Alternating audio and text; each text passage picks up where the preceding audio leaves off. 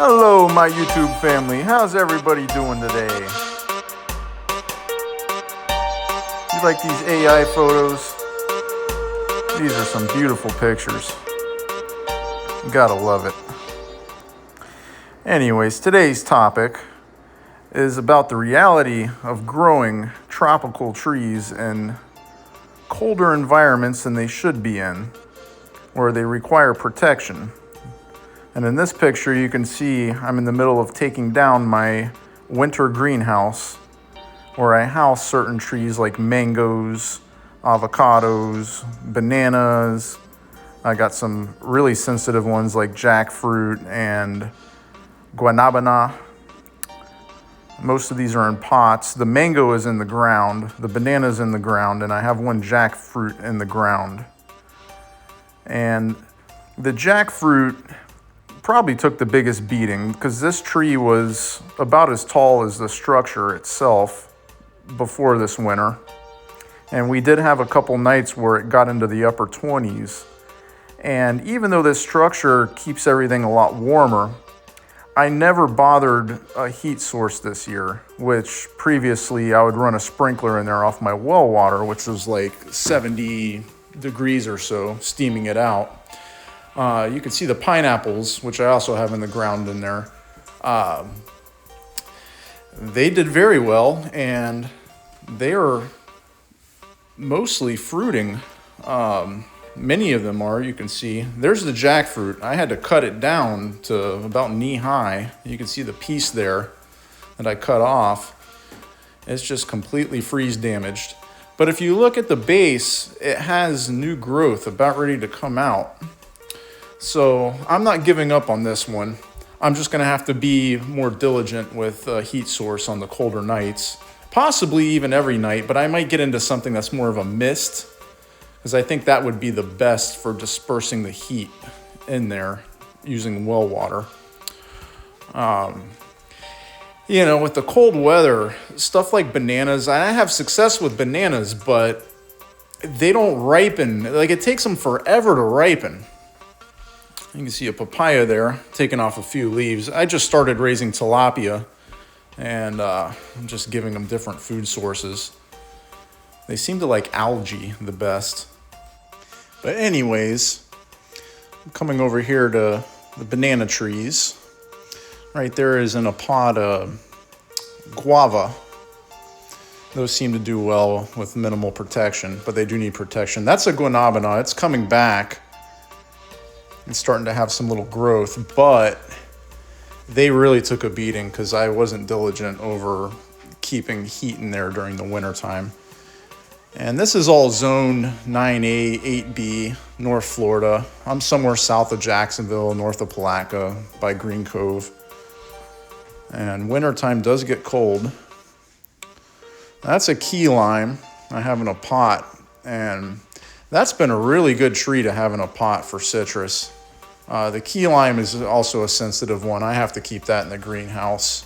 All the other citruses, with the exception of limes, I've had really good success with up here. A couple winters ago, it was 22 degrees. I had 5-gallon buckets outside with water in them, and there was like 4 inches of ice on top, just frozen solid. There's the mango. It's flowering.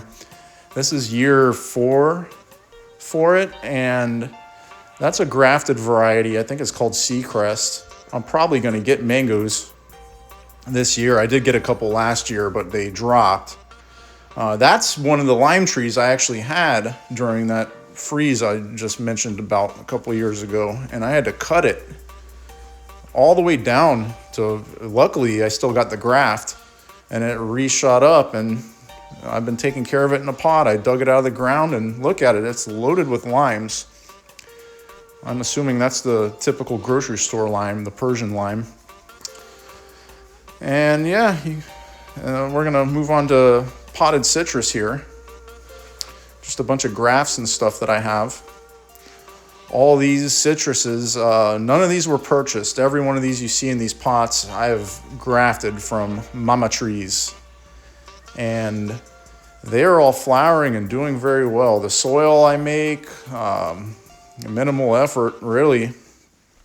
It's just a process and a routine, and it seems to be working. Everything's loaded with flowers and fruit. What do we have here? My favorite looking citrus, that's the variegated variety, the variegated pink lemon. And this one's a finger lime. I did a little trick. You know, when you walk into a big box store that has a bunch of plants, you know, the trees are kind of big. You just pick off a couple ends, bring them home and graft them on. You get a free tree. It takes a little time, but at least you don't got to dump money out, you know. Citrus is expensive, especially sweet citrus. I mean, for a little tree, you're paying $55. For anything somewhat established, you're looking at $100, you know, up to, I've seen them as high as $400 at nurseries for big ones.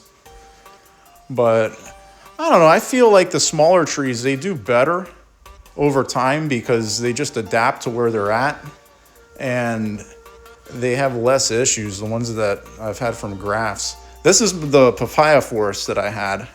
The papaya forest really took a beating. There's my tilapia pond. I turned the pool into a pond. We just didn't really use the pool, and I don't know, I had an idea in my head. You know what? Let's try some tilapia out. But yeah, this papaya forest, there's a citrus seed that popped up. Maybe I'll yank that out and graft onto it. So yeah, the papaya forest, you can see in the picture here, this was back in December. It was loaded and it got completely wiped out. But all the root systems are established and they're all going to pop right back. I'm not too worried about it. They're the fastest fruiting fruit trees in my opinion. These are Mexican guavas. They are extremely cold hardy. I highly recommend Mexican guavas. I didn't do any protection and look at them. I mean, they're just doing great. There was a calamandan citrus there in the mix. This is one of the mama trees. That's a Valencia orange. I just walked by. There's a couple potted ones. That's a Hamlin juicing orange, and that's a honey tangerine. Those are going on about year 2.5, year 3, somewhere in there from when I grafted them originally. That's a pear tree. I need to give it some love. This is a plum tree. This is my most productive tree on the property every year. I mean, it's just like exponential. I'm gonna have so many plums off this tree. The whole tree is gonna be drooping. Every branch is gonna be touching the ground basically. There's gonna be so many plums. I know some people are like, oh, I thin them out. I really don't even care. Here's a peach tree, a Swanee peach.